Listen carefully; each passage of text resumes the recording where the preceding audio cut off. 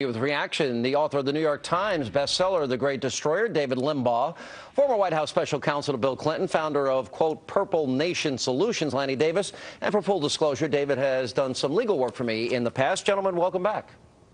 And full disclosure, I didn't like that ad. Why? It was powerful? Very powerful. It was powerful. The truth hurts. Let me play. President Obama used the words, Lanny, irresponsible for $300 billion in Bush debt. We now have $5 trillion in new Obama debt, not a year under $1 trillion in new debt. Listen to what President Obama said in July of 2008, 4 years ago. This is what he said. The problem is that the way Bush has done it over the last 8 years is to take out a credit card from the Bank of China in the name of our children, driving up our national debt from $5 trillion for the first 42 presidents. Number 43 added $4 trillion by his lonesome, so that we now have over $9 trillion of debt that we are going to have to pay back. $30,000 for every man, woman, and child. That's irresponsible. It's unpatriotic. Lanny, we have $5 trillion in new Obama debt. That $9 trillion is now 16. Is he unpatriotic? Is he irresponsible? I'm going to be factual here because I've urged President Obama to endorse Simpson-Bowles, and you've heard me be critical of him. But let's be factual. He hasn't cut taxes in the middle of 2 wars, which is what my friend George Bush did.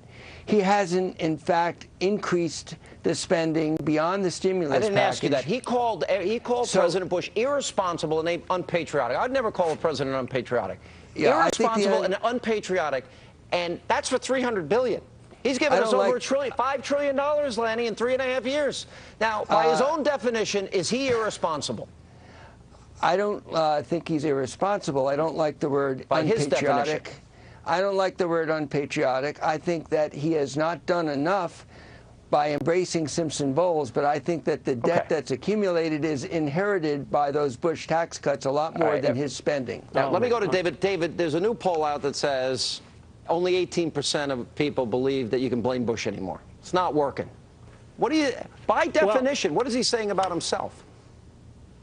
Well, it's an adolescent response when somebody refuses to accept responsibility for their own actions. But let me challenge the premise in the first place, with all due respect to my buddy Lanny, and he is my buddy from a distance here. Thank you, David. we didn't have 2 wars and tax cuts that caused a big deficit. During the 2 wars that were raging and the tax cuts fully in place, in 2007, President Bush had a $161 billion deficit, about 1/10 of what the deficit will be this year. So we know that tax cuts, all things being equal, do not cause a reduction in revenue and very likely will cause an increase. Our problem is spending. Obama is addicted to spending. He knows nothing else. As Sean said, $5 trillion he's added. It'll be $6 trillion by the end of this year, his first term. And his 10-year budget is $1 trillion plus a year in extra spending. He is absolutely refusing to put his foot off the gas pedal, taking us over the cliff to financial bankruptcy. Same thing with reforms. And Lanny, you mentioned that he not only wouldn't adopt the Bipartisan Deficit Commission's recommendations, he wouldn't even meet with them, just like he doesn't meet with his Jobs Council, just like he has no businessmen, CEOs in his cabinet. So this is a... Go ahead. Look, David, first of all, nice to see you again. Neither has Mitt Romney endorsed that commission report, and I hope that Barack Obama came to the table and said, I'll cut $5 for every dollar we raise by closing tax loopholes, and even Senator Toomey in Pennsylvania was ready to do that, and no Republican was ready to come to the table to do that with Barack Obama. Because you went right to... I don't want him to accept... Oh, I'm sorry. You went right to George W. Bush. I don't want him to accept... I'm sorry, David. Keep talking over you. Go ahead, Sean. Go ahead. But Lanny said you blame Bush. For the first 2 years of his presidency, he got his stimulus, he got his health care bill passed, he got his budgets passed. These are his decisions. He said he'd fix it. He said he'd cut the deficit in half. He said that he would eliminate earmarks. He said he'd be transparent. 4 years, Lanny, he called Bush irresponsible, over $300 billion in 1 year in debt. He gives us over $1 trillion every year. And I just want to know why you, as a Democrat that claim you're part of this purple nation, that you can't just acknowledge that he did not live up to his promises and that he has literally quadrupled the deficit every year because of his own spending practices? Why can't you just admit it? Well, first of all, I do admit, and I believe that most Democrats and Bill Clinton set the standard for being a progressive while being a deficit hawk.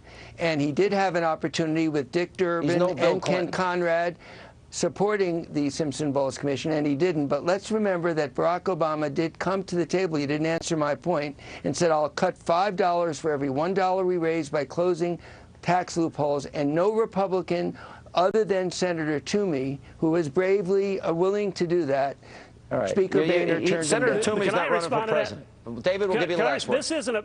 We don't want Simpson-Bowles. It's a negative growth thing. That's too much taxes, too little cutting on spending. We need the Ryan plan or some semblance of it. And we need to promote growth. That's another essential component of this. Tax reform. And quit this class warfare. And please come to the table on entitlement reform. Otherwise, we believe you all are doing this intentionally. Obama and his Democrats, who haven't produced a budget for 1,100+ days, are trying to take this nation over the financial cliff. Otherwise, why wouldn't they participate and help solve these problems? All right, gentlemen, good to see you both, and I appreciate it. David Limbaugh and Lanny Davis.